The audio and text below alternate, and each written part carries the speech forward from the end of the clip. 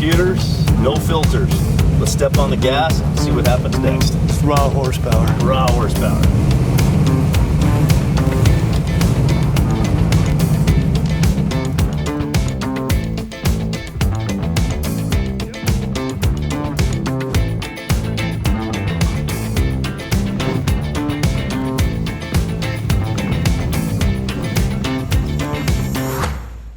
If you're like me, you spend more time in the garage than you do in your own living room.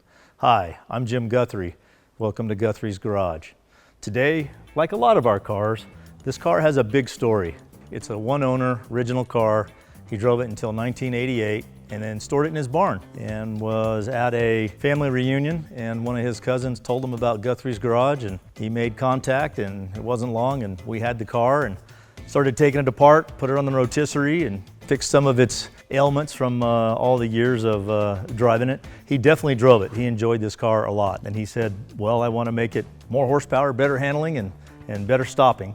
And so him and his son went through the magazines and came up with a wish list and passed that on to us. And here we are 14 months later and ready to deliver it back to his home.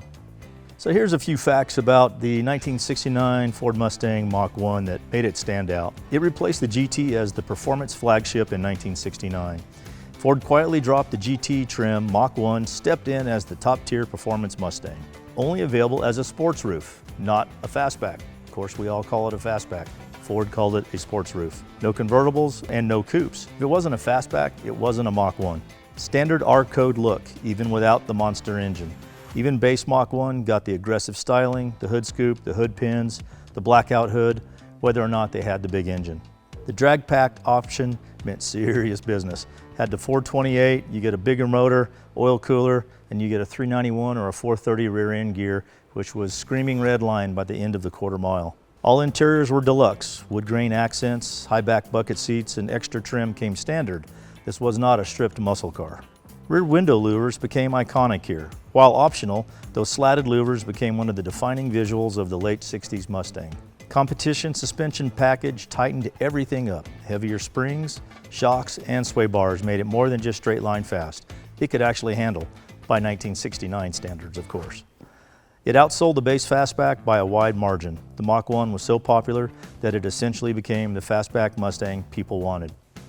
Total production numbers somewhere under 73,000 in 1969.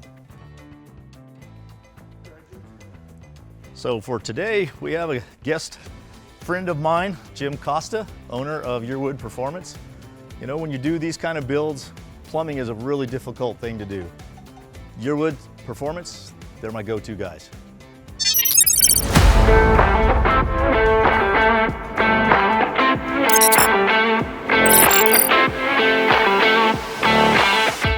So Jim, now let's talk about the difference of the liners in these hoses and what their purposes are. Yeah, a lot of times, especially in the higher pressure brake systems, you'll run into what they refer to as a Teflon lined hose, or PTFE. It's actually got a Teflon tube inside it and is completely reinforced by steel braid. Now we do have these available both in a clear wrap and then a black, which is, I mean, because black is a new black chrome. Is a new color, yeah. Exactly. Yeah. I mean, but yeah, these are able to handle thousands of PSI. And as you go up in size, they will lose pressure ability, but we also go to a rubber lined hose in the black braid, and it will have strands of stainless steel wrapped around it, so it'll still maintain lots of pressure. We're talking hundreds of PSI now instead of thousands. But we can still do fuel pressures like this one here. This is a black braided for Teflon. It actually has the same internals as this one, but it's in black, and that's one for fuel line because it's going to be a 3/8 style. And it won't rub and right, scratch like right. the And it's does. you know, and it's a completely black fitting and hose and everything. They look pretty sexy. Sleeper. Right, exactly. Very nice. But we actually go even larger, which is also another rubber-based hose.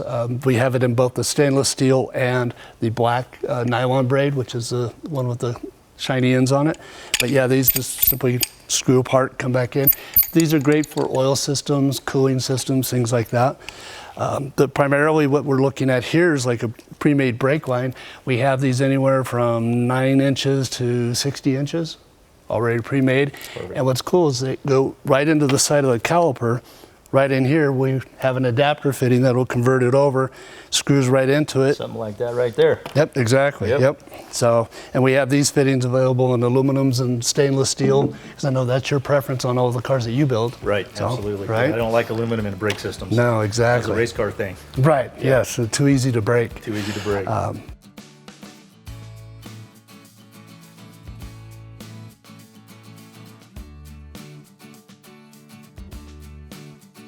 So from the horsepower perspective, this is what the doctor ordered for our customer. He chose a Blueprint engine, 427. It makes 541 horsepower, lots of torque, of course long tube headers. This particular vehicle has a 5-speed mated to it with a scatter shield. As you'll notice, the stock Mustang shock towers are now missing. We built some custom inner fenders with little plates to put back on after the alignment's completed.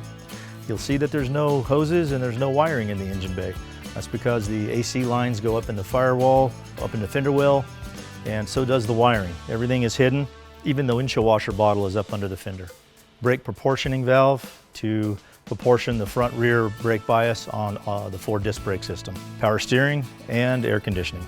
And he's a big guy, so he wanted tilt steering, and we put that in there for him as well. So one of the goals of our customer here, he decided that he wanted lots of traction, lots of horsepower, and really good handling with great brakes. So kind of the heart and soul of this Mustang, is this new fancy TCI, total cost involved, torque arm setup.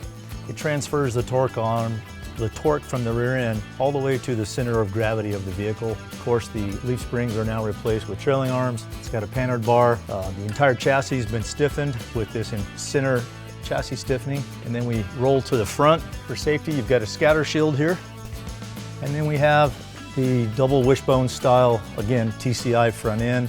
Gets rid of the shock towers and the old style suspension, goes with the double wishbone.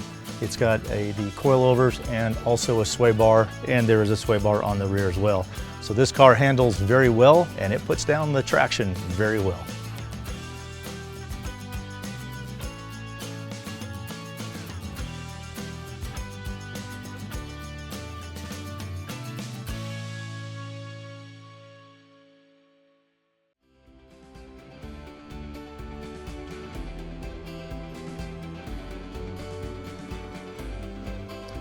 So you know, Jim, this Mustang sat for 40 years, and after 14 months at Guthrie's garage, it's ready to have a payoff. Let's take it for a ride.